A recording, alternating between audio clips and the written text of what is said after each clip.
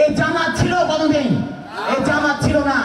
আজকে তারা WhatsApp, Facebook, সামাজিক যোগাযোগ মাধ্যম সহ নানা জায়গায় তাদের দাঁড়িপাল্লা লোগো দেয়। এই লোগো কি বাংলাদেশের মানুষ গত 16 বছর দেখেছে? না, গত 16 বছর দেখে নাই।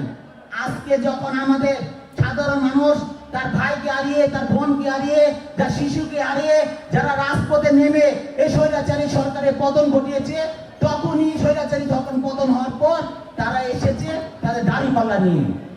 এই দাঁড়িপাল্লা কিন্তু সাধারণ মানুষ গত 16 বছর দেখে নাই, এখন দেখছে।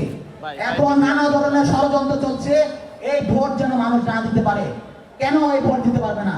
আমাদের ভোটের অধিকার প্রতিষ্ঠা করার জন্য আমাদের বিএনপি ভারপ্রাপ্ত চেয়ারম্যান জনাব তারেক রহমানের নির্দেশে আমাদের দলের অসংখ্য নেতাকর্মীরা গুম হয়েছে, খুন হয়েছে, বিচার বহির্ভূত হত্যাকাণ্ডের শিকার হয়েছে।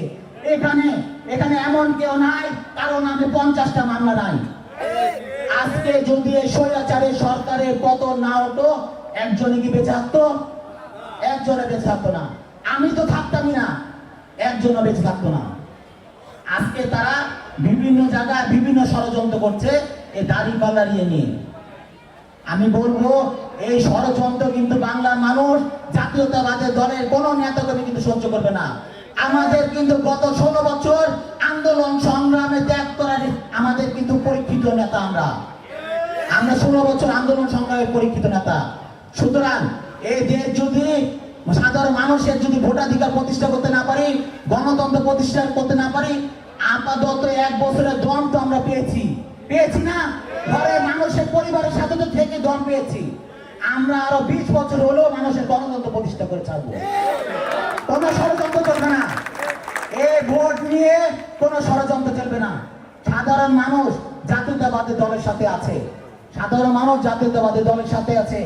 আজকে পিআরপি পদ্ধতি আপনি চালু করতে চান? এই পিআর পদ্ধতি চালু করলে তাহলে গণতন্ত্রের জন্য আমরা কি জন্য লড়াই করেছি গত 16 বছর? কোন পিআর চলবে না দেশে। আমরা গণতন্ত্র চাই। পিআর নিয়ে এই 14 আসনে ভোট দিলে সাধারণ মানুষ ভোট দিয়ে জনগণের ভোট দিয়ে সাধারণ মানুষ ভোট দিয়ে নির্বাচিত করবে। আর আপনারা ওই যে টেকনাফ থেকে তেতুলিয়া ওই যে আরেকজনকে নির্বাচিত করবেন, এই পিআরপি চলবে না।